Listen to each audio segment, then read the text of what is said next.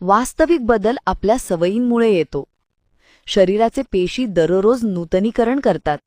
हाडं दर 10 वर्षांनी बदलतात. रक्त दर 3-4 महिन्यात नवीन तयार होतं. म्हणजे शरीर म्हातारे होत नाही.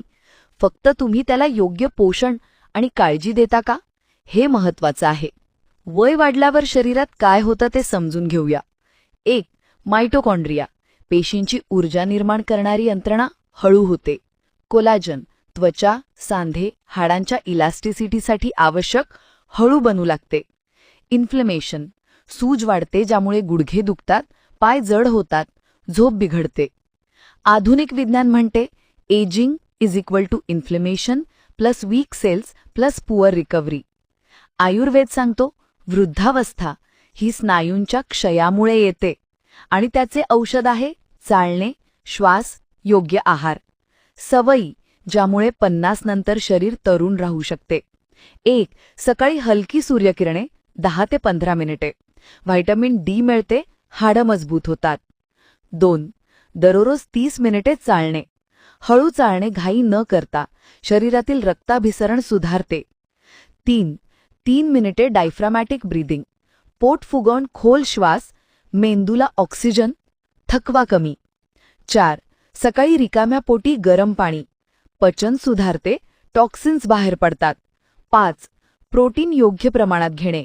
मूग, उडीद, चणा, पनीर, दूध, स्नायू टिकतात, शरीर तगडं राहते. 6. मीठ आणि खारट कमी. सांधे दुखणे आणि सूज कमी होते. 7. रात्री 10 वाजता झोपणे. दूध प्लस केसर. गाढ झोप मिळते, शरीराची दुरुस्ती होते. 8. स्क्रीन डिटॉक्स 40 मिनिटे. मेंदूला विश्रांती, झोप सुधारते. 9. योगासने रोज करा.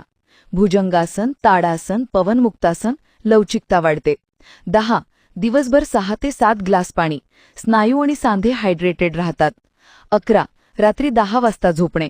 रात्री 10 ते 2 हे शरीराच्या दुरुस्तीचे गोल्डन आवर्स. 12. सकारात्मक मानसिकता ठेवा. वय वाढल्याने थकवा येतो, पण योग्य सवयी शरीर तरुण ठेवतात.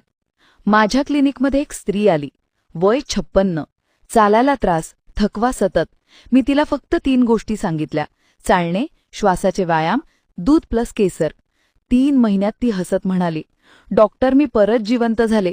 शरीर स्वतःच बरे होऊ शकतं, फक्त आपण त्याला योग्य वातावरण देऊ.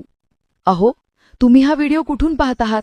खाली कॉमेंटमध्ये लिहा, मला वाचायला आवडेल. आणि हो, लाईक करा, शेअर करा आणि आमच्या चॅनलला सबस्क्राईब करायला विसरू नका. Thank you.